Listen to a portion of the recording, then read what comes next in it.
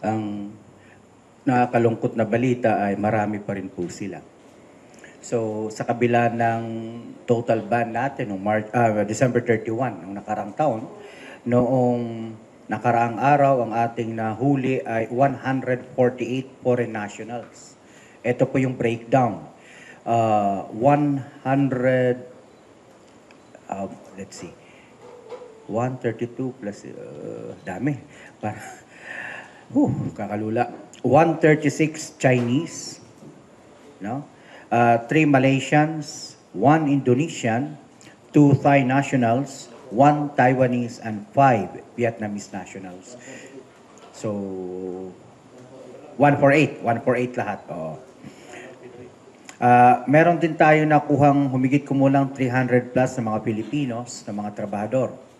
So, doon sa mga Pilipinos, meron po kaming na-identify na 5 na mga managers, team leaders, nakakasuhan din po natin. So, meron din kami na-identify na initially 5 din na mga foreign bosses na makakasuhan din natin ng criminal charges. Anong paglabag po ang kanilang kakaharapin? Initially po, ang kanilang magiging kaso ay ang Republic Act 9208, yung Anti-Trafficking in Persons Law. Sapagkat doon sa 4 na Vietnamese na mga babae, ang kanilang testimonya ay ginagamit silang model para makapag-love scam. In fact, may nakita po kami doon na isang kwarto na talagang pang-love scam talaga. Tulugan, nakita mo, lahat ng mga paraphernalia ng parang kwarto ng isang babae, no, parang girlfriend mo, ay nandoon. So, love scam talaga. Bukod sa love scam, doon sa 7th floor, nakakita kami ng stock trading investment scam. Nakita din kami ng tinatawag na mga task scams at saka Indian sports betting scam. So maraming klase ng scam dito sa loob nung nakita natin dito sa ATI building. Tapat na tapat ng PITX. Ngayon, ayon doon sa ating initial interview, 2 taon nang nag-ooperate ito. So yung unang operation nila ay nandoon sa May Asiana. Tapos nung naramdaman nila yung init ng mga raids ng komisyon at saka ng ibang ahensya nung nakarang taon, lumipat sila dito sa Parañaque. So meron silang kumpletong mga papel po nila, mayor's permit, barangay permit, fire safety inspection permit. So kinakailangan din po naming imbestigahan yung may-ari. Sa ilalim po ng Republic Act 9208, meron ho tayong provision, yung tinatawag na rent lease provision. Kapag ikaw ay nagparenta, nagpa-lease ng property mo at yung property mo ay nagamit doon sa krimen ng human trafficking, pwede pong ilitin criminal forfeiture yung property. So obviously, we will move for the criminal and civil forfeiture of the whole building. Sapagkat yung operation noong Pogo ay nasa 5th, 6th, and 7th. So, may kakaharaping malaking problema ang may-ari ng building sa kanyang pagpayag na magamit yung kanyang building bilang Pogo Hub. Kung tatanungin ninyo, bayad po ng 2 taon yung may-ari ng building. Advance po, 20 million per month ang bayad ng Pogo. Di ho ba red flag na dapat yon? Nagantay pa po siya, di umano, nakipagtulungan siya, pero yung kanyang pakipagtulungan ay too late the hero. We will proceed with civil and criminal forfeiture to take his property.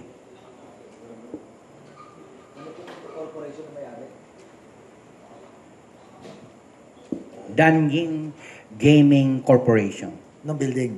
Yes. Ano ang background ng corporation na ito? Inaalam pa po natin kung sino yung beneficial owners and incorporators ng kumpanya. Pero allegedly, yung may-ari daw po ay isang Filipino-Chinese businessman. Is he known in the industry o kasama sa tinatawag na Novo Rich? Apparently, he is a well-known business personality within the Filipino-Chinese community. Is it true na hindi lang ito yung kanyang building na nahuli ninyo ang mga nag-ooperate na Pogo-like operation? I could not comment along that lines as of yet. We have to verify the other information along that line. Opo. So, 3 floors yung inyong sinalakay. Yes, sir. Ang tanong ko lang po, sino pong may control sa security ng building? Is it the Pogo o yung building?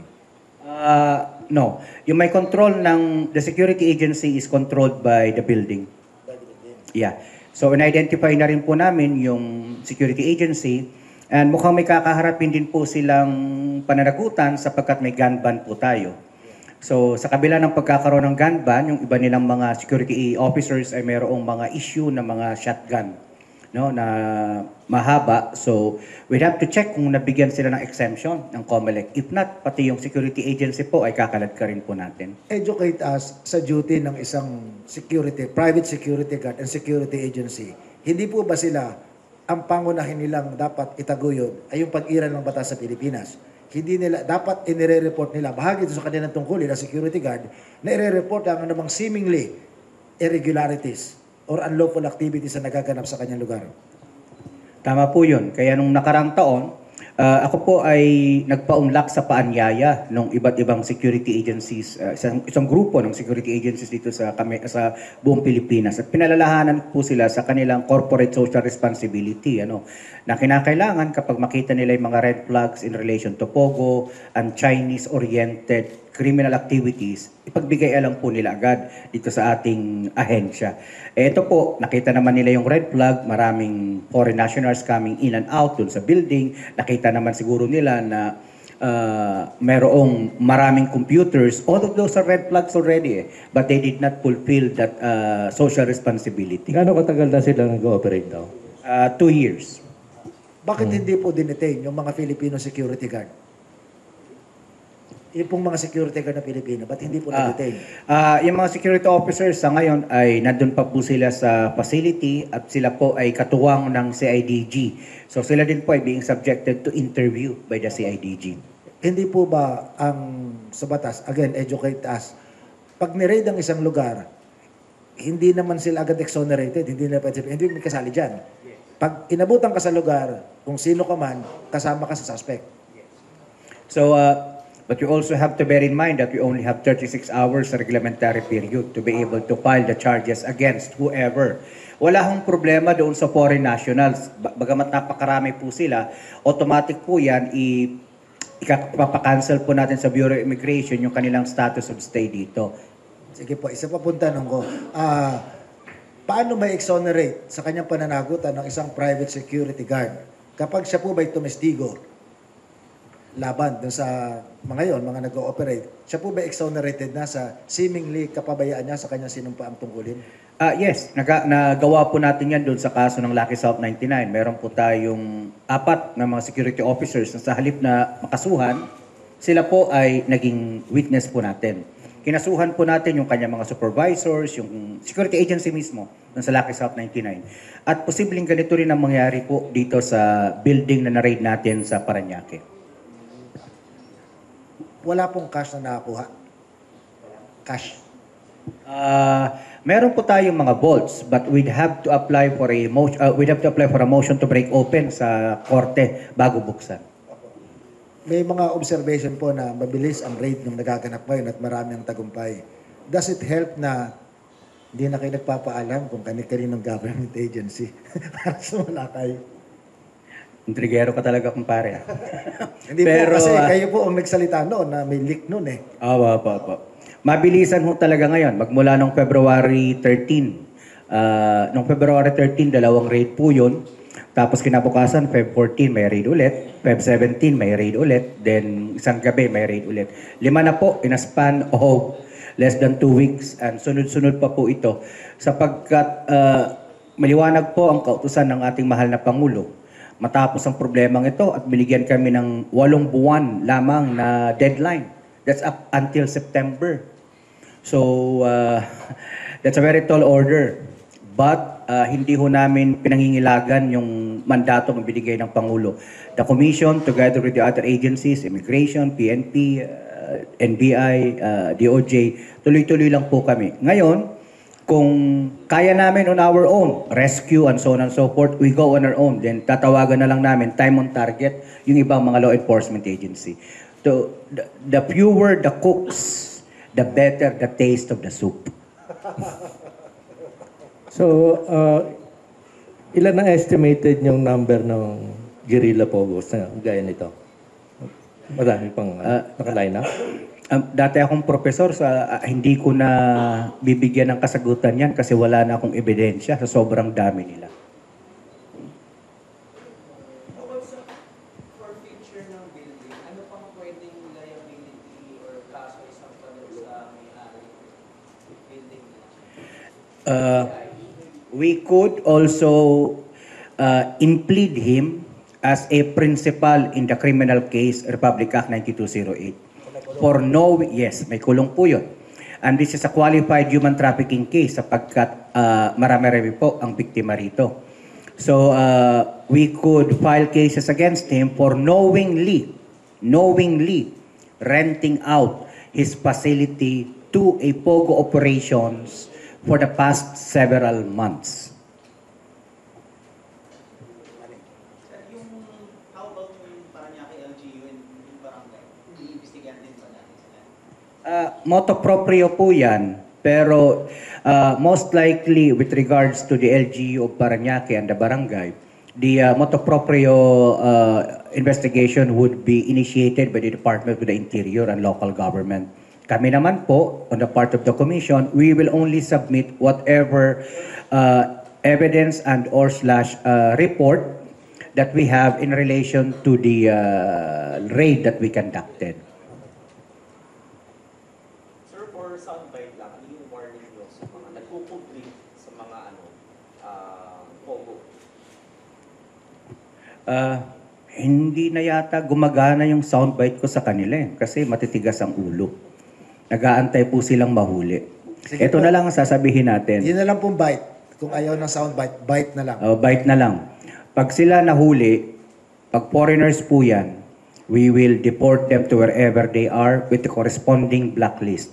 And we will not allow transit flights from the Philippines. Pinagbigay alam po namin yan sa immigration. Kasi ibang mga Chinese matatalino. Kukuha ng ticket for deportation, Manila, Kuala Lumpur, Kaohsiung. Manila, Macau, Shanghai. Pagdating ng Macau, pagdating ng Kuala Lumpur, hindi na pumapasok doon sa connecting flight pauwi ng China. Bawal po yun. As far as China is concerned, kinakailangan direct flight. So ibig sabihin, bakit direct flight ang gusto namin? Pagdating nila sa China, pag-apak nila doon, nag-aantay yung Chinese police. Ba? For Filipinos as well, if they keep on working in the scam hubs, POGO hubs, we will also implead them. We will file charges against them. Ganun pong ginagawa natin nitong mga nakaraang mga raid. May iba nagmamakaawa or sasabihin nila, Director, kasi masyadong marami. Katulad nito, 300 plus. Okay, 5 lang muna ma-identify namin. But we are conducting ongoing investigation for regular filing. Hindi ako personally, lagi kong sinasabi sa mga kapwa ko, Director, we support the call of Senator Tulfo na hindi pwede porque Pilipino ka, papakawalan ka, bibigyan ka ng ayuda. Scammer ka eh. You knowingly and willingly work in a scam hub. Months, years. Kumita ka. Simply for the fact that you're a Filipino, papakawalan kita. No. You had the criminal intent to work in an illegal POGO. Kaya magandang bite doon, Job. Kahit Pilipino ka, pag scammer ka, may huli ka. Teka, Doc, dahil ang kasong isinasampan nyo ay trafficking, tama ho bang pagkakaalala ko na ito ay walang piyansa? Non-bailable po yan. Kaya nga si Mayor, former Mayor Guo, nandun pa. So pati po dun sa may-ari ng building, hindi siya pwedeng magsabi na hindi niya alam kasi sa mata ng batas kasama siya ron. Opo. Meron po siyang malinaw na pananagutan dito. Inabot po ng ilang buwan bago siya nag-report di umano. At kung nag-report man siya, wala akong nakitang report na di umano nag-report siya. Kwentong-kwento lang nag-report siya.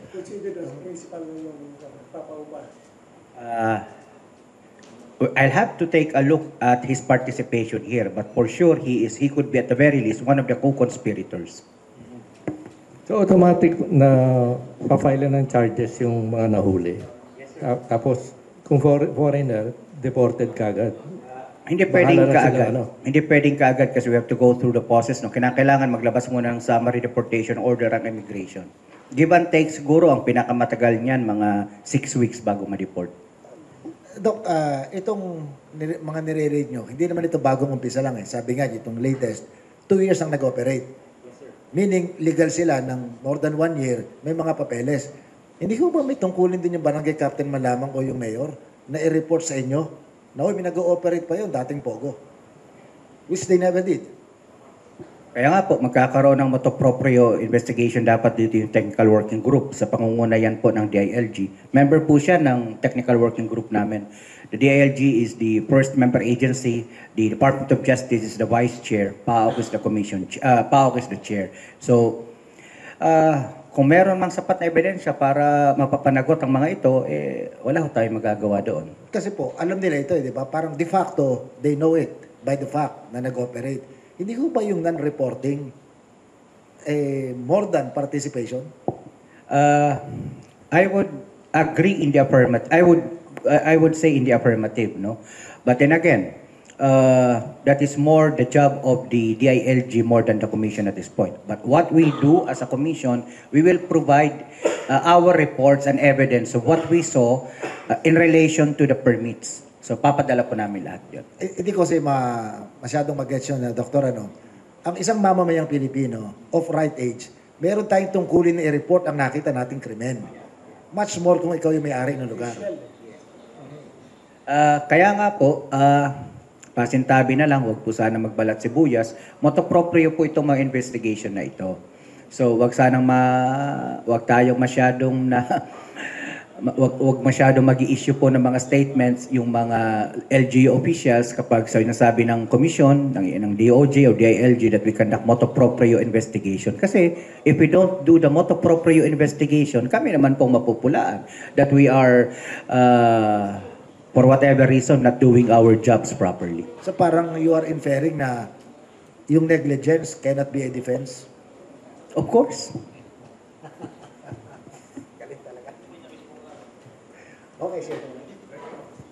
Ano lang, nabanggit mo ka no connecting flight yung mga Pogo foreign workers na 4 days. Ano yun, nag-formal request pa kayo sa BI na dapat gano'n? Or sa airlines na magdadala sa kanila? Yes. We made a plea. We made a plea before the Bureau of Immigration. Primarily the the unit that deports, Deportation Implementation Unit, DIU. We made a plea to them. Do not allow transit flights for deportation. If it is via voluntary deportation, via allowed departure, or via summary deportation, especially if they are Chinese. Why? The Chinese government has an extraterritorial provision in their anti-gambling law. Meaning to say, wherever their foreign national is, wherever he committed the crime of gambling, it's as if he committed the same crime in China. So, ibig sabihin, pinapapanagot nila. Kaya kung napapansin ninyo, pag ang komisyon, PAOK-supported deportation, kami po ay sumasama. Binibitbit namin at tina-turn over namin sa mainland China sa counterparts natin doon para mapapanagot sila. Bakit? Kapag po nag-iimbestiga po sila doon sa China, yung anumang resulta ng kanilang investigasyon ay ibinabalik nila sa komisyon.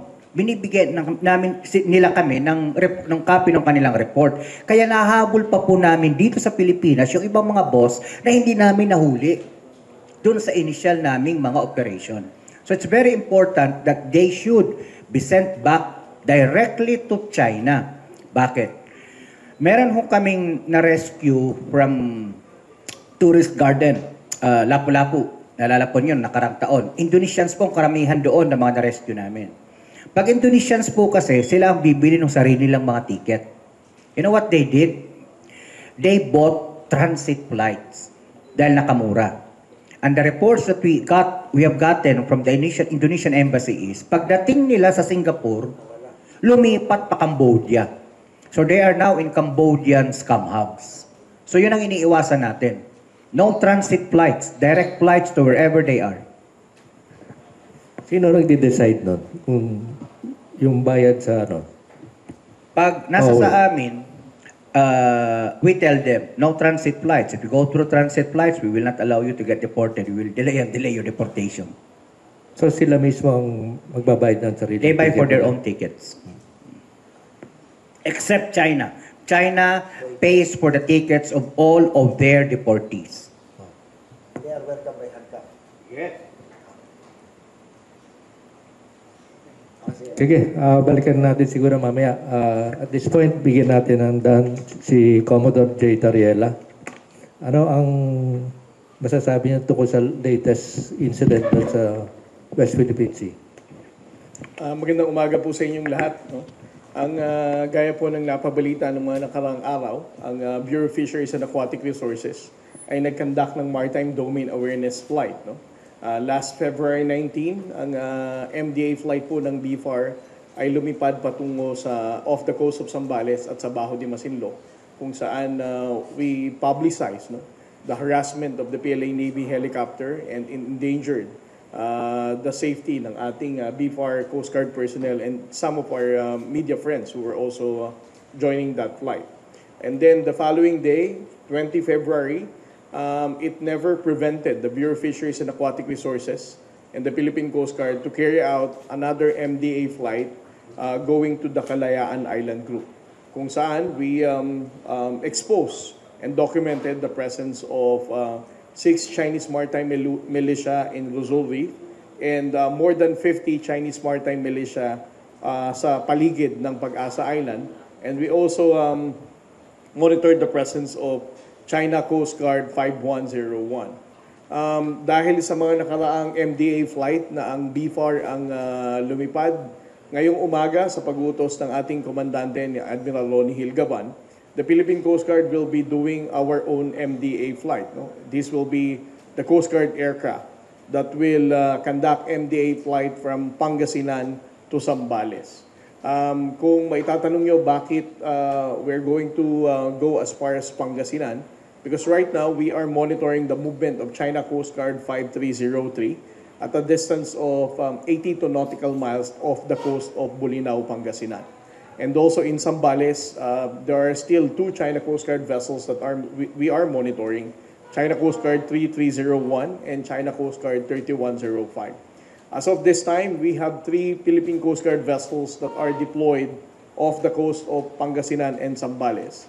This is Philippine Coast Guard 9701 or the BRP Teresa Magbanwa, MRB 4409 or BRP Bagakay, and MRB 4410, ito naman yung BRP Cabra na paalis ngayon sa Subic going to Zambales para i-monitor ang presensya ng mga China Coast Guard dito.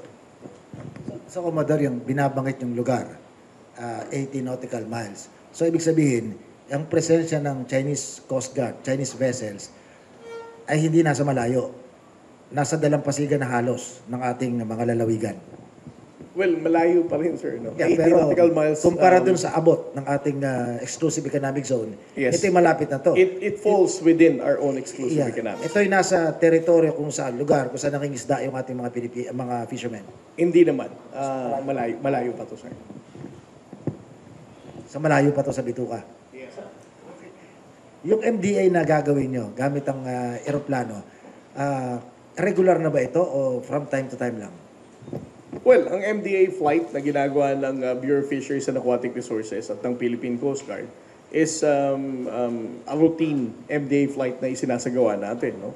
Ang objective ng MDA flight na ginagawa natin is to assert our position that this is actually our own exclusive economic zone. And then at the same time, as we carry out this MDA flight, we are also directly challenging those vessels na makikita natin. And in those instances na meron tayong makikita na China Coast Guard vessel, magde-deploy din tayo ng Philippine Coast Guard vessels to directly challenge and show the flag to counter the presence of the Chinese Coast Guard. May nakakwentuhan akong mangingisda. Sa dami daw ng Chinese Coast Guard vessels at sa limitadong bilang ng Philippine Coast Guard vessels, ang nababantayan lang daw yung mga China Coast Guard vessels. So sila daw naaagawan ng mga mangingisdang Chinese na malayang nakakapangisda kasi hindi nahuhuli ng ating mga bantay dagat. Alam mo, sa totoo lang, sir, kung ang pag-uusapan natin, Baho de Masinloc, the presence of the actual Chinese fishing vessels, no, na masasabi nating nangisda, ng balahura, ng ating giant clams sa Baho de Masinloc, goes back as early as 2019, 2020. Pero sa totoo lang, wala naman na tayong masyadong makikitang Chinese fishing vessels na directly involved in actual fishing or harvesting the giant clams. Alam mo kung bakit, sir? Ubus na. The Chinese fishing vessels are no longer going inside Baho de Masinloc dahil wala na silang sisiraing giant clams. Naubos na nila ito way back 5 years ago. And this is another concern na tinututukan ng ating gobyerno. How can we be able to still palaguin ang ating corals dito with or without the participation of the Chinese government? So, for those fishermen na sinasabing nahihirapan na sila sa mga, siguro mga nakaraang taon pa yan, no? And just to share with you, baka ang itanong kasi ng mga media, why are we only hearing this right now, no? Alam nyo, ang Philippine Coast Guard from 2016 to 2022, even during the time of the past administration, have been documenting all of this damage to the environment ng Chinese Coast Guard, Chinese fishing vessels. But unfortunately, this was not publicized the last administration. We only took the opportunity to disclose this publicly last year, wherein ADG Jonathan Malaya and I showed itong mga reports ng Philippine Coast Guard nung mga nakaraang taon to show the Filipino people na it is not actually true nang sinasabi na nung mga nakaraang panahon mas tahimik, walang harassment, nakakapag-isda ang Pilipino. But in reality, ito ang mga panahon na binaboy ng People's Republic of China ang ating yamang dagat. At right now, there are no more giant clams that we can protect in this area of Zambales. So may gag order nun ang Philippine Coast Guard sa panahon ng dating Pangulong si Duterte? Well, I cannot speak for their own policies during that time, but there are only selected people who were designated as spokesperson na makakapagsalita pagdating sa usapin ng West Philippine Sea. So, yung report ninyo ng distraction na nangyayari, available yun? Pwede nang ilabas ngayon? Yes, sir. We discussed and publicized this report last year. Last year pa. Sinabi na namin ito ni ADG Jonathan Malaya when General Eduardo Año decided to publicly disclose all of these reports to educate the Filipino people what are the impacts of the abusive behavior of the Chinese fishing vessels in Baho de Masinloc. Yung po bang patrolya ng Philippine Coast Guard, hindi ko nitatanong sa Philippine Navy, sa inyo na lang po sa Coast Guard, at sa West Philippine Sea, during Duterte administration at sa panahon ng Marcos administration, totoo ba na napakalaki ng disparity ng numbers? Well, I can only speak for this current administration, no? Because President Bongbong Marcos has been in close contact with the Commandant, Admiral Loni Hilgavan. And he is really concerned about the presence of the Chinese maritime forces. Mapa Chinese maritime militia ba ito o mapa Chinese Coast Guard or Chinese research vessel? The Commandant Admiral Loni Hilgavan expressed his commitment, no, na despite of our limited assets, we're still going to deploy our Coast Guard vessels. I don't know kung pwede yung sagutin sa Coast Guard. Nakakatulong ba yung alliance building ng Pilipinas with other countries, tsaka yung mga military drills sa West Philippine Sea? Well, of course, the Philippine Coast Guard support, no, the efforts of the Armed Forces of the Philippines and the Department of National Defense in deepening our security cooperation with other countries. No? Right now, we cannot really feel yet how it will impact the behavior of China.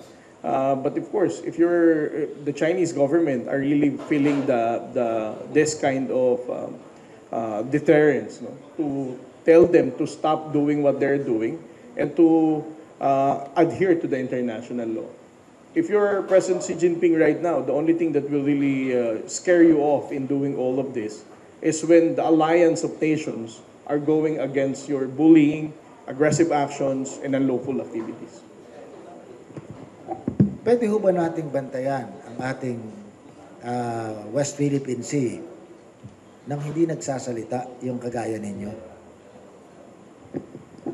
Alam mo sir, ang dahilan kung bakit natin kailangan magsalita, kung bakit tayo kailangan mag-call out ng mga taong nagsasabing hindi totoo ang West Philippine Sea o gawa-gawa lang natin ito, it's because, when President Bongbong Marcos has expressed, natitindigan niya ang laban natin sa West Philippine Sea, you also have to consider the fact na minana niya ang isang bansang Pilipinas na kung saan mas maraming fake news, misinformation, at limited na informasyon ang pinamamahagi sa bawat mamamayang Pilipino. So, when President Bongbong Marcos said that, parang ang hirap mong kunin ang suporta ng mga Pilipino dahil ang akala nila, tahimik na ang West Philippine Sea. Wala nang harassment ng mga mangingisdang Pilipino. Nito lamang tayo nagkaroon ng kamalayan pagdating sa West Philippine Sea during the time of President Bongbong Marcos. So, kung ang tanong, kailangan ba nating we need to be loud, we need to be transparent in exposing Chinese aggression? Mahalaga po sa atin ito ngayon. Because the only way that we can unite the Filipino people is for them to see and feel what is really happening in the West Philippine Sea. Ang West Philippine Sea, para sa ordinaryong Pilipino, napaka-abstract. Hindi nila maramdaman, hindi nila maintindihan. Mas iniisip nila ang laman ng sikmura, yan ang primary concern ng ordinaryong Pilipino. Pero pag nakita nila kung paano hinaharas ng China ang mga ordinaryong Pilipino, kung paano binubuli ng China ang Armed Forces sa Philippines or ang Philippine Coast Guard, it can awaken their sense of patriotism. Na ang pinag-uusapan natin dito pagdating sa West Philippine Sea, bansa na natin at ang pagiging Pilipino. We have a very lengthy history of our sovereignty and fight for independence. And that is the reason why we need all Filipinos to be informed of what's happening in the West Philippine Sea. Hindi ko alam kung saklaw ng iyong job description, yung itatanong kong kasunod. Hindi ko alam kung gaano kalaki ang volume ng isda na nakuhuli sa West Philippine Sea, to be exact. At hindi ko alam kung may connection kung bakit mahal ang isda sa ngayon dahil hindi makapangisda yung mahigit sa kalahating Pilipino sa West Philippine Sea. Alam mo sir, sinagot na yan ng BFAR last time and with ASEC Guevara ng Department of Agriculture. Kinikilala ng ating DA, ng Bureau of Fisheries and Aquatic Resources, ang pinakamalakang ambag ng aquatic resources na makukuha natin sa West Philippine Sea. And if we're going to keep on supporting the livelihood of the Filipino fishermen, and if we're still going to keep on pushing and standing up for our rights in the West Philippine Sea, there is a high possibility na directly related ang presyo ng isda, ng yamang dagat na kinukonsumo ng bawat Pilipino. So, hindi lang boss ito, hindi lang isda ang nawala sa atin. Yung buong pala isdaan. Hindi pa naman nawawala, sir. Hindi pa nawawala. sorry. Yung resupply missions, wala nang harassment doon na tuloy-tuloy ba or what? Well, ang pag-uusapan natin, sir, is the resupply of the Philippine Coast Guard with other maritime features na meron tayo. Dahil ang Coast Guard, we also do rotation of the supply of our personnel in different maritime features except Ayungin Shoal. Dahil Ayungin lang naman ang isa sa maritime feature na meron tayong presensya, pero ang Coast Guard wala doon. No? As far as the Coast Guard is concerned, except Ayungin, maayos naman tayo nakakapag-resupply. But if you're going to ask me kung paano ang GLORE mission sa Ayungin Shoal, I think the Armed Forces of the Philippines and the Department of Foreign Affairs issued a statement a few weeks ago. Sinabi nila na there was a successful resupply at naging maayos naman daw ito. Parang yung product kaya tayo yun ng provisional arrangement na tinasabi? Well, I'm not really privy about the provisional arrangement, sir. But again, what I can only share is that according to their statements, ay naging mapayapa at maayos naman daw ang resupply. Yun ho ba, kumusta po yung mga barko ng Coast Guard? Hindi ba ito nag-overheat na dahil overuse na? Well, buti na lang, sir. mga bago pa itong barko natin, no? These are just recently delivered, mga hindi pa, lalo na yung 97 meters. Wala pa itong more than 5 years. No? Katulad ng sasakyan, parang more than 5 years. Saka mo lang mararamdaman yung mga tama niya. No? Of course, it would require so much logistical budget for us to maintain ang ating mga barko na to kahit pa mga bago dahil gamit na. And I think the current administration and the current Congress, the 19th Congress, have been supportive for the logistical needs ng Philippine Coast Guard and even the Armed Forces of the Philippines para ma-sustain natin at ma-maintain natin ang ating mga barko na nagpapatrolya sa West Philippine Sea.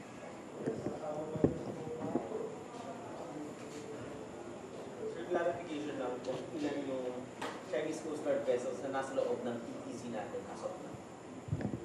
Well, right now, I cannot really tell how many Chinese Coast Guard vessels. What I only shared a while ago was the actual sightings that we have. No, one in Pangasinan, which is China Coast Guard 5303, and two in Zambales. Well, one in BDM in particular, that is China Coast Guard 3301, and one China Coast Guard vessel off the coast of Zambales at a distance between 80 to nautical miles. And that is China Coast Guard 3105. Yung China Coast Guard monster ship na saan po? The Chinese Coast Guard monster ship left already our own exclusive economic zone. Kaya nang sinabi ko, after it spent more than 30 days sa loob ng ating exclusive economic zone, in BDM in particular, and then came even close as near as 54 nautical miles off the coast of Zambales. Bago ito umalis noon, pumunta ito sa Recto Bank ng ilang oras lang. And then it went northwards again. Pumunta naman ito sa Vanguard Banks ng ng Vietnam. And then it went back directly to the Chinese port. Yung mga ganitong malapit na sila dun sa ano, parang nasa 18 to 19 nautical miles. Medyo malapit na kasi sila, sir, yun sa Dalampasigan, like what, ganyan. Parang ano ba, bakit kaya mas malapit na po yung ibang mga barko ng China? Parang naiinis na.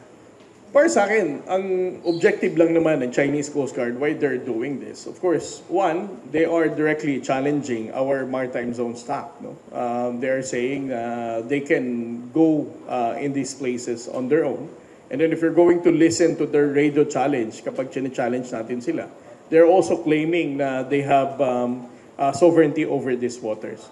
So what they're actually doing is normalization of their illegal presence. That's why it is important for the Philippine Coast Guard to send our aircraft, send our vessels to directly challenge all of this and to expose to the international community that it's the Chinese Coast Guard who is conducting illegal patrol within our own exclusive economic zone. And we always challenge them, no? Highlighting the fact that these Chinese Coast Guard vessels do not possess any legal authority and that they are violating UNCLOS, the Philippine Maritime Zones Act, and the 2016 Arbitral Award. That is also, sir, because previously there are several harassment, so that is also the same reason. Yung harassment na nangyari from January to February, marami na po. So, the same reason po kaya ma-normalize yung presence.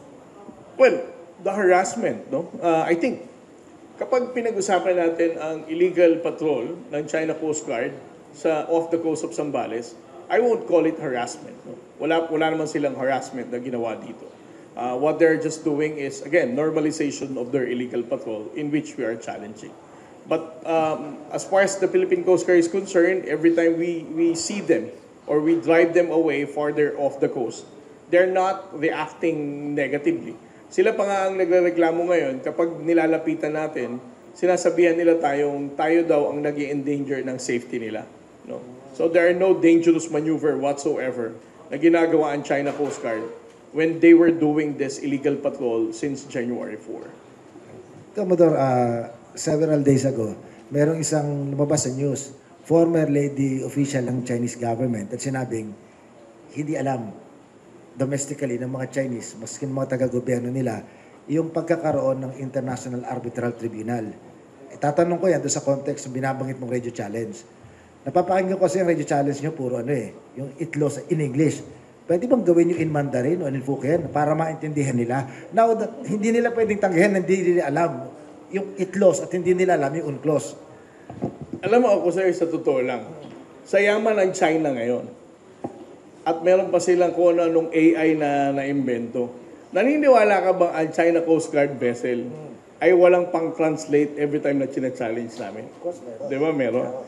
Pangalawa, I don't, it's not really our concern whether they understand that or not. No? Ang concern natin dito is also to educate not just the Filipino people about our position and their illegal activity, but also to reach out to the international community. That's why we never really fail to give updates. No? And I always include itong radio challenge na to. Because the international community should understand na it's China who is violating our own exclusive economic zone and that we are asserting our position in accordance with the international law. So, hindi kayo maglalagay ng ano. Di ba parang sa aeroplano, pag sakay ka, minsan may Japanese, may Tagalog, may English. So, all English ito. Yes, sir. Para sa amin, sir, ang China, magdadahilan lang sila whatsoever.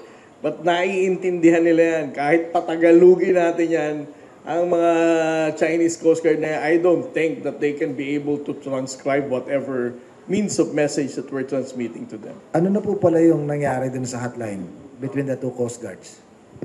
Well, right now, for the China Coast Guard, Philippine Coast Guard hotline, it's still not being reactivated. Although binanggit ito nung nakaraang bilateral consultative mechanism meeting nung nakaraan na i-revive daw ang China Coast Guard, Philippine Coast Guard, Joint Coast Guard Committee meeting with the very objective of once again reviving the hotline mechanism. But as far as the Coast Guard is concerned, we are going to be supportive about the interests of the national government. We'll probably find the reason why this kind of agreement is happening. But again, nung mga nakaraang administrasyon, hindi naman naging useful itong hotline na to. Pero still, umaasa kayo na magiging useful. Again, I trust the DFA and the national government as to whatever means they're going to recommend for us to de-escalate the tension. So, hindi natin problema kung hindi ito ma-operationalize. It's on them. Yes. And again, kahit mag-work ito or hindi, alam mo, ang tension sa West Philippine Sea, lagi rin naman sinasabi ni Pangulong Bongbong Marcos, we are not instigators of war.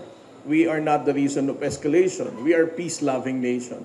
The mere fact that the Philippine Coast Guard vessel has been very professional in dealing with the Chinese Coast Guard kahit pa bombahin kami ng tubig, it just showed the clear intention of the Philippine government na nobody really wants to escalate the tension. And we have always been supportive of the escalation. Sir, nabanggit nyo kanina, yung CCG, wala na silang dangerous maneuver since January. Ano ito bagong tactic? Hindi, let us not be confused, no? What I'm saying is that if we're going to talk about the illegal patrol ng China Coast Guard off the coast of Zambales na sinimula nila nitong January, yung illegal patrol nila na yan, yung presensya nila sa Zambales, wala tayong taramdaman dyan na dangerous maneuver.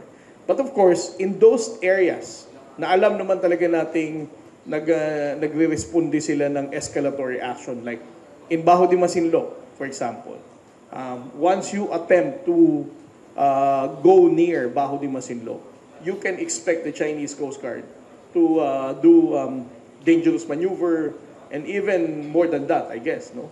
There are also instances, for example, in Pag-asa case, just like what they did to our B4 scientists when they went there last month. So, ang sinasabi ko, kapag ang pag-uusapan natin, itong normalization ng illegal patrol nila, wala silang ginagawang dangerous maneuver. As a matter of fact, sila nga yung umaalis. Kasi ayaw nila na binivideo namin habang china-challenge sila. Diba kung makita nyo yung videos na nilalabas natin araw-araw, na china-challenge sila while they are nasa background. Siguro nakita na rin nila yung mga videos na yan Ang Coast Guard natin, hirap na hirap kami ngayon, nalapitan sila. Sila ngayon ang lumalayo every time na nilalapitan. And they're even reasoning na we are endangering their navigational safety. So yung yung maliit, ini-endanger ng 5 times na mas malaking vessel sa kanila. Director, of course alam natin lahat ng scam, isang hangarin yan ay pera. Ito po bang mga niraid yung ito, frozen na, mga bank accounts? We have frozen and forfeited a good number of bank accounts and even the real estate properties. In fact, meron tayong tinatawag na asset preservation order nang galing sa mga korte, primarily for Baofu, yung kay Alice Guo. So that includes their bank accounts, that includes the properties and all the assets, vehicles, fungible items that we have found inside Baofu. Ongoing na rin po yung doon sa Lucky South 99. Meron na pong petition for civil forfeiture yung Lucky South 99. Yung ibang mga na-raid natin dito sa Pasay, ongoing na rin po yung ating tinatawag na asset preservation and provisional asset preservation orders by the respective courts. Bigyan niyo po kami ng idea kung gaano kalaki. At least yung bank account na frozen at saka yung kabuang halaga o approximate. Medyo wala kaming market valuation pa po based on the Anti-Money Laundering Council valuation. Pero I'll give you a good rundown of what we have seized so far. Okay, ito. For Sun Valley, yung unang na-raid ng PAOK kasama yung Anti-Cybercrime Group, that's 5.5 hectares right inside Clark Development Corporation. SA Rivendell, that's at the heart of Pasay, Pisamora, that's 0.12 hectares, one building with 5 floors. Smart Web Technology, that's in Pasay also, 0.5 hectares, one building with 5 floors. Sunyuan in Baopu, Bamban Tarlac, 10 hectares, 36 buildings. Taian Clinic, that's inside Pasay also, hindi po natin sinisyon sapagkat naka-lease po yun sa gobyerno. Sa Lucky South 99, 10 hectares, 46 buildings, tourist garden in Lapu-Lapu, another 8 hectares, and so on and so forth. Ang dami. So, 134 vehicles, and so on and so forth, ilang mga laptops, computers. We could be talking anywhere between conservative estimate of 20 to 30 billion pesos worth of real estate properties, fungible items, vehicles, computers, tables, everything. Nabanggit niyo po yung vehicles. Of course, pagkwentuhan natin, marami ng mga pages sa social media na nagbebenta ng mga kotse. High-end luxury cars na shamelessly inaanos pang pogo cars. Ano ho ang inyong pwedeng gawin doon at anong inyong babala sa pwedeng makabili nito? Kasi obviously, involved sa krimen yung mga sasakyan ibinebenta ng mura ngayon. Yun nga pinag-usapan namin kanina ni Commodore. Sabi nga natin, karamihan dito sa mga binibentang ito, kapag mayroong may-ari na foreign national, Chinese or foreign companies na wala rito sa Pilipinas, dapat po hindi na mag-execute ng deed of sale yan, hindi na po dapat nabibenta yan. Ngayon, kung yan po ay naibibenta at naililipat yung pangalan, mukhang meron na naman tayong kinakailangang ahensyang katukin. Sapagkat hindi po dapat mailipat yung pagmamayari ng mga POGO vehicles na ito from Chinese nationals to Filipino nationals. To do that would smack of corruption. Hindi ho pwede yun.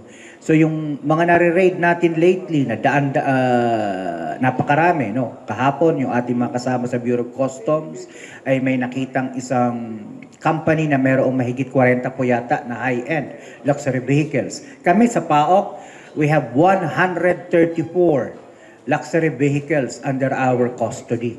No, these should not be sold because these are fruits of the crime. These are illicit proceeds. These are subject supposedly of money laundering related civil forfeiture proceedings. So dapat lahat po ito hindi nabebenta sa marketplace ng Facebook. Lahat po ito dapat ay kinakamkam ng gobyerno in favor of the government for public auction later on. So Yung hindi mga halimbawa mga building sa Porac, sa Pampanga, As of the moment, all the buildings, the real estate properties na wala pa pong asset preservation orders, yan po ay naka-custody sa gobyerno, custodial lehes. No. While waiting for the resolution of the cases, kami po muna nagbabantay doon. But once the cases are terminated, nakapaglabas na po ng resolusyon, yung RTC o kung anumang korte with regards to forfeiture, yan po automatically will go to the National Treasury. pero matagal din process yun, ano? May court hearings, mga so on. Kaya nga po, medyo matagal pero binibilisan po natin. Maliwanag ang utos ng Pangulo. And kami, we only have 4 years to go in the commission. Kasi siyempre kami, ang shelf life namin ay nakadepende sa appointing authority po. No? So we're doing our best that all of these properties be finally forfeited through a court order within the lifetime of this administration nang mapakinabangan po ng taong bayan. We're talking of billions of real estate properties here. Island Cove, di ba? Malaki rin yun. Island Cove has no pending preservation order, forfeiture case, and so on and so forth. They voluntarily left the country middle of December kung di ako nagkakamali. So, wala hong nangyaring civil forfeiture or criminal forfeiture doon sa Island Cove. Okay, Director, yung mga makakabili ng sasakyan, of course, alam natin yung prinsipyo ng batas na fruit of the poisonous tree. Hindi ba pwede nilang gamiting depensang buyer of good faith kami? Huwag nyo kaming parusahan pag kinumpis ka na sa kanila yung sasakyan. Alam niyo po, tayo lahat na mayroong mga private transactions, civil transactions, there is one principle that we need to perform. Ano po yung principle na yon? The principle of due diligence. Pag mamimili ka, you have to diligently examine, investigate from where that particular item came from. Di ba kung hindi mo pinerform at you will not be able to satisfy the state that you perform due diligence, pananagutan ka pa rin. Yes, caveat emptor. So, extended po yan. Pag ikaw ay bumili na nakabargain na kondo ngayon, na yung pala naman ay nakapangalan sa mga POGO companies. Yun. Isa pang problema yan. Mga SPAs na mga tinatawag. No. These documents will obviously be under serious scrutiny because who executed the SPA? No. We will have to take a look at the executor of the SPA. The executor might actually be still a foreign national associated with. Kaya nga po, due diligence, wag ho tayo masyadong magtitiwala. Nakikita natin sa Facebook, sa marketplace, napakamura. Because at the end of the day, baka yung Alphard na yan, Lexus na yan, nagamit yan halimbawa sa kidnapping, nagamit yan sa human trafficking, babawiin pa ng gobyerno yan.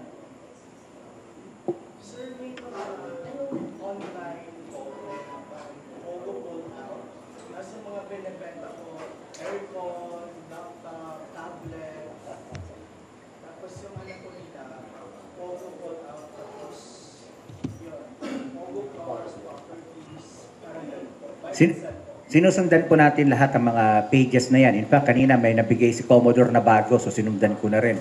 So, sinusundan ko po yan. Nasa marketplace po yan, di ho ba? Mga pages po sa Yeah, sa marketplace, sa Meta, di ho ba? Oh, sa Facebook, opo.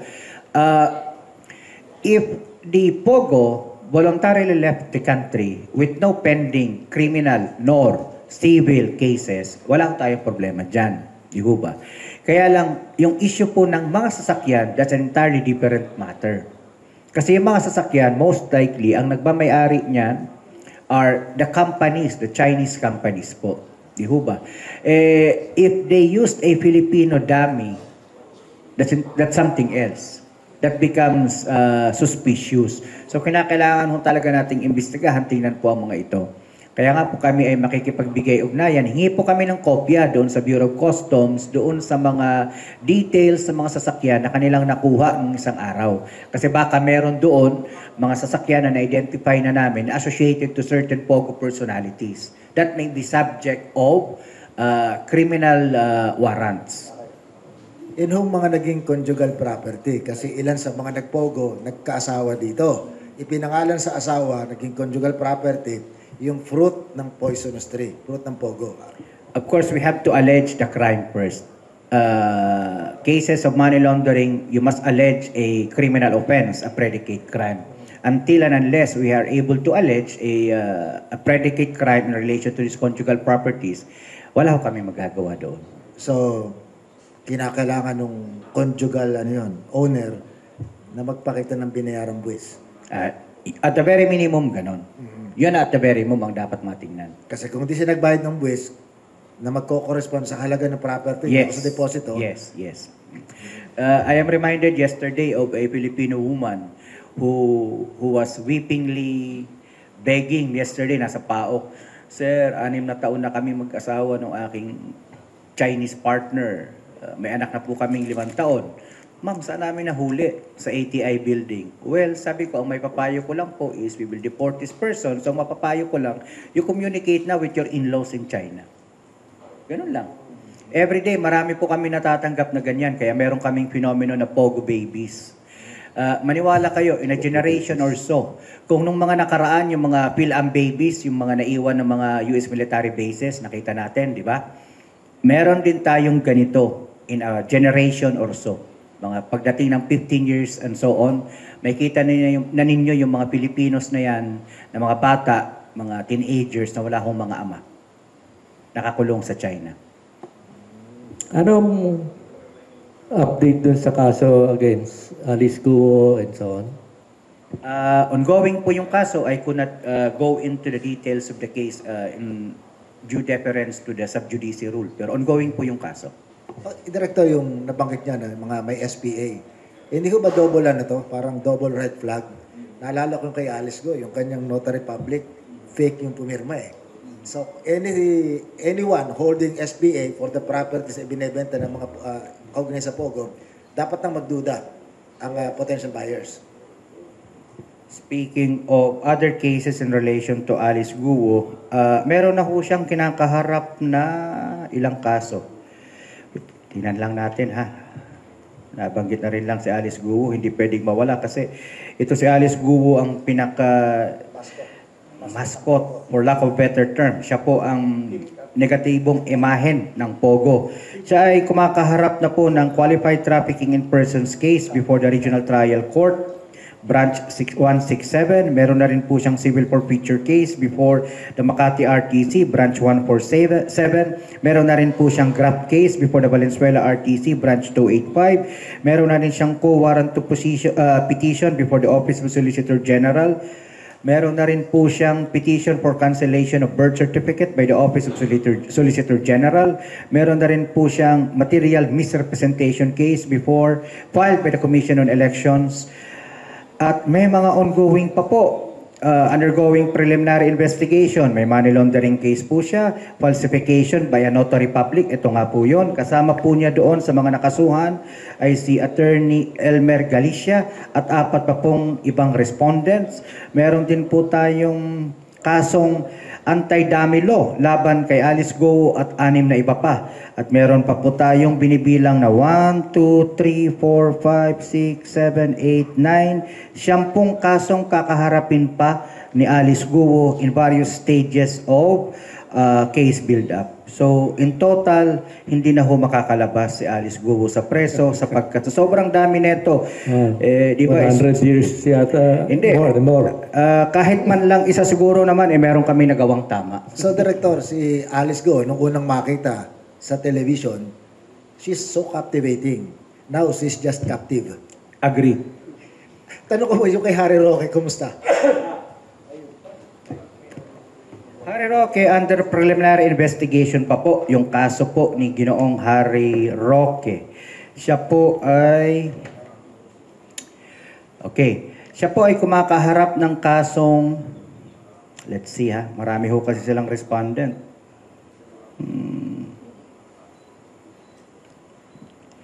Qualified trafficking in person po ang kinakaharap ni Ginoong Harry Roque. Ito po ay kasalukuyang nasa preliminary investigation pa. Meron po siyang kasama dito, 53 lahat. So, ang principal po dito ay si Catherine Cassandra Leong, Herminio Harry Roque, and 52 other respondents. Wala pa pong resolution itong PI under DOJ. So, bibilisan po natin ito at tayo'y makikipag-usap na sana'y lumabas na ang resolusyon. Meron din po tayong criminal forfeiture case laban kay Cassandra Leong at Ginoong Harry Roque at maging dun sa 52 nilang mga kasama. Ibig sabihin yung mga mapapatunayan po namin na mga proceeds of their criminal activities, yun po ay kukunin ng Estado. So si Attorney Herminio Roque, kung magpo-prosper yung kasong yan sa korte, non-bailable po ang kanyang kaso. Dapat po. Malakas po ang ating mga ebidensyang isinampa. We are not filing superfluous cases just for the sake of filing. Tandaan po natin, mayroong DC-20 ang DOJ. Bago may sampa yung kaso, mayroong tinatawag na bar of evidence na reasonable certainty of conviction. Tanong ko na kay Commodore. Commodore, may sektor ng mga politiko na galit sa inyo. Tanong ko po sa inyo, dapat hubang mamulat ang kamalayan ng mga Pilipino at isama sa batayan ng kanilang pagbotong usapin at least ng West Philippine Sea man lamang. Alam mo sir, I would like to respond. No? May mga tao kasi ngayon na tumatakbo na sinasabing ginagawa daw na wini-weaponize ang usapin ng West Philippine Sea para maging isang political issue. Ako po sa totoo lang, I'm not supporting any candidates, no? Whether you are supporting the senatorial slate ng administration, the senatorial slate of the former president, or anybody who are running for independent party, no? Ang posisyon ko po pagdating sa usapin ng West Philippine Sea, hindi to usaping political. Pag pinag-usapan natin ang West Philippine Sea, usapin natin lahat ito bilang Pilipino. Regardless who you are supporting, whether you are supporters of the former admin or the current admin, tingnan natin isa-isa kung sino ang mga kandidato na ini-endorso nila.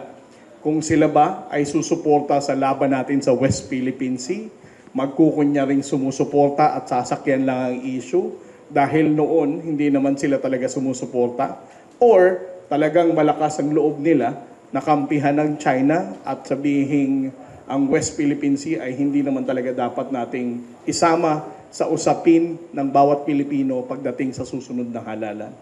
Ang concern ko po, kapag nag-elect po tayo, kasi for so many elections na dumaan, ang West Philippine Sea, hindi naman natin naging concern to eh. This is the only time that we're going to have a national election, midterm, na ang West Philippine Sea may kamalayan na ang bawat Pilipino. Alam na natin kung paano tayo binubuli ng China. Alam natin na ang mga mangisdang Pilipino ay patuloy pa rin nahihirapan mangisda dito dahil sa harassment nila.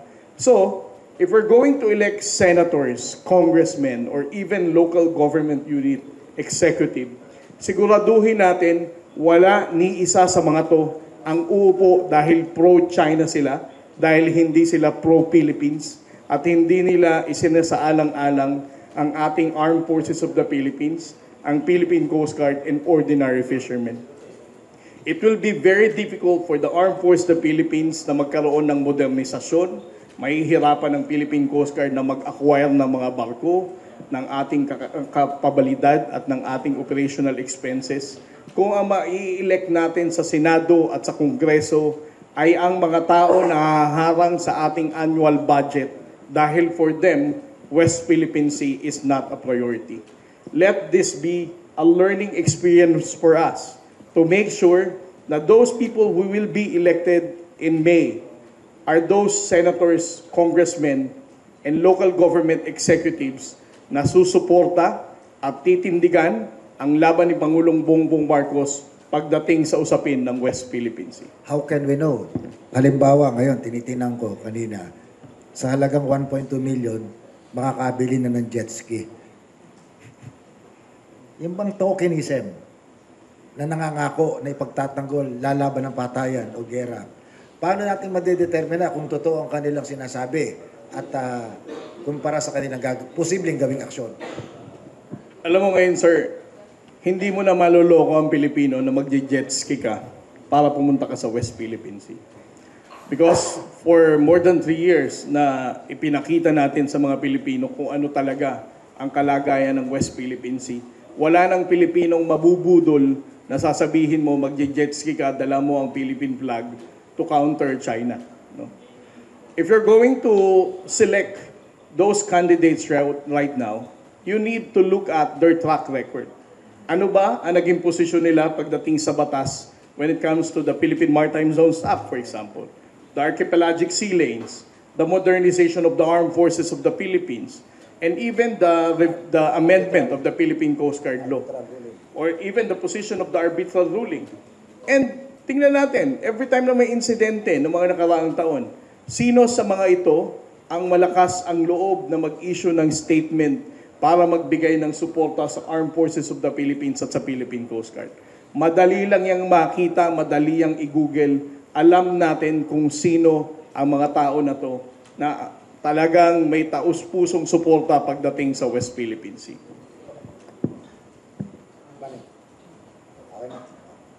Si Director naman. Director, dinadamba na dati yung inaaresto ninyo eh. Nasa pedestal sila. Hindi ba kayo kinakabahan na baka pag isang election lamang eh, kayo naman ang nakaposas?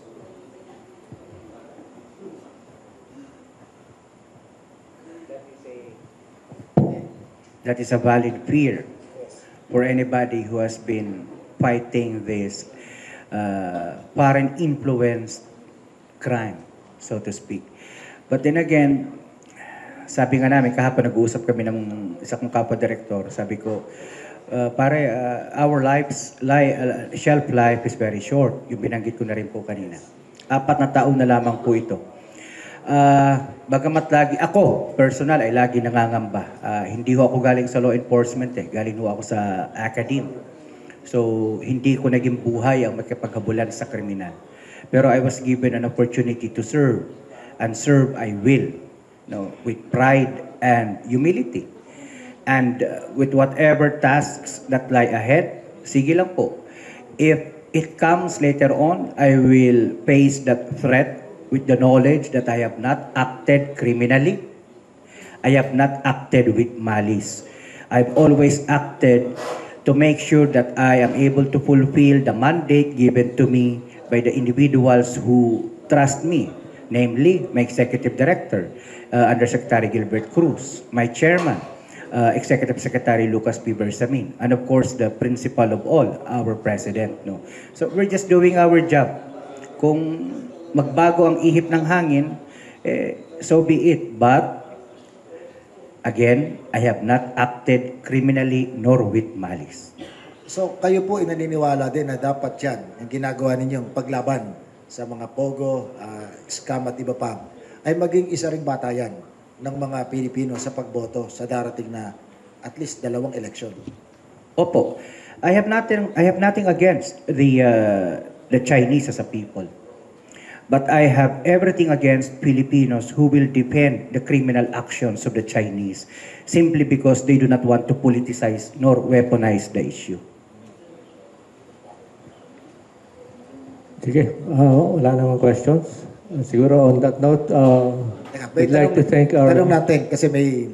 Meron pa ba? Nasa sense ng mga kasama natin sa media, yung seriousness ng pahayag nila tungkol dun sa threat, dun sa kanilang pwede after the election or elections.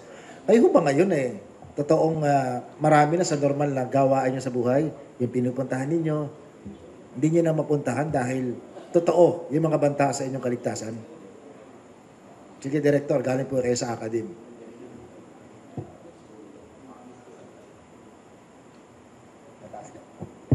Alam niyo po, mall rat po ako. I'm a Generation Z. When I came to Manila from Tacloban to study, my house is only a few meters away from one of the biggest SM malls in the country. And whenever I come home from UP, I would stay by that mall and spend time there. That I cannot do anymore. No, as simple as that. No. I cannot come to Manila, for example, to bring my family or my extended relatives, and I cannot have pictures taken with them and so on, because I am the subject of so many trolls and so on and so forth on almost a daily basis. I receive calls, texts from numbers I do not know. No, simple as that. May tanong pa po ako dyan sa puntong yun. Opo. Opo. Apo. Director, of course, hindi naman sa pinagkukumpara ko kayo, no? Pero gano'n na nga. Siya po, uniform personnel, kahit magretiro, may naka-index ang kanyang pension at may security detail. Eh mukha pong sa kinis ng kami yun, hindi kayo marunong humawak ng baril. Hindi at wala ho po talaga. kayong pensyon. Wala akong Pag pension. kayo natapos sa inyong serbisyo. Opo. Hindi ko ba kayo nangangamba na baka pag-retire nyo at mabagong ihip ng hangin kayo po dati nagbabasa ng dyaryo, matakpan na lang ng dyaryo. Wag naman po sana. Pero, again, this is a job that we were asked to fulfill. And we will meet this challenge head on. Maliwanag po yung tiwalang ibinigay sa atin ng Executive Secretary at saka ng Executive Director at maging ng Pangulo. So, tuloy-tuloy lang po. Mas mahal natin ang Pilipinas, di ba? Kaysa sa mga politikong minsan lang dumadaan sa buhay natin. Ikaw naman po, Commodore. Of course, nagbabasa naman kayo ng mga usapin tungkol sa security, espionage. Sa Europe, marami natitimbuhan na lamang, polonium poisoning at iba pa. Hindi ko kaya kayo na, pwede kayo magdala ng baril ngayon. Pero siyempre, mahaba daw ang memorya ng kinakalaban yung institusyon.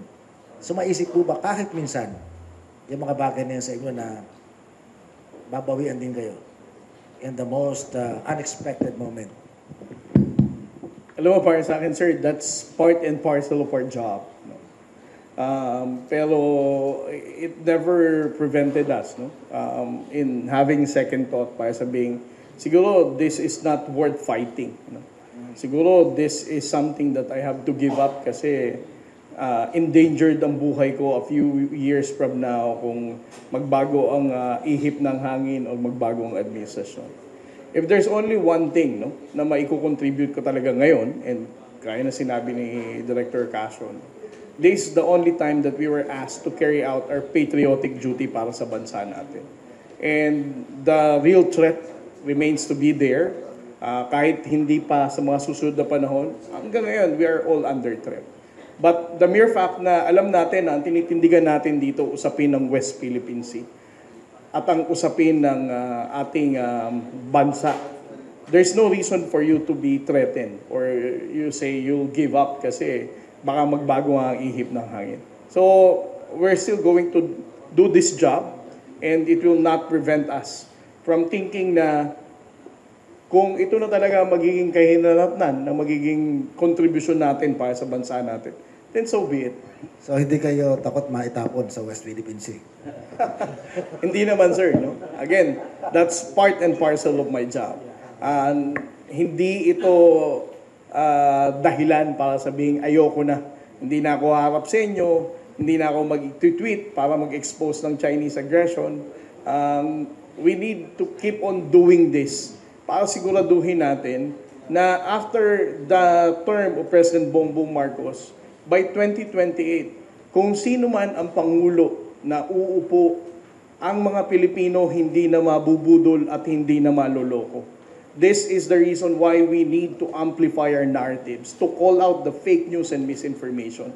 Kailangan nating magkaisa bilang Pilipino. Not for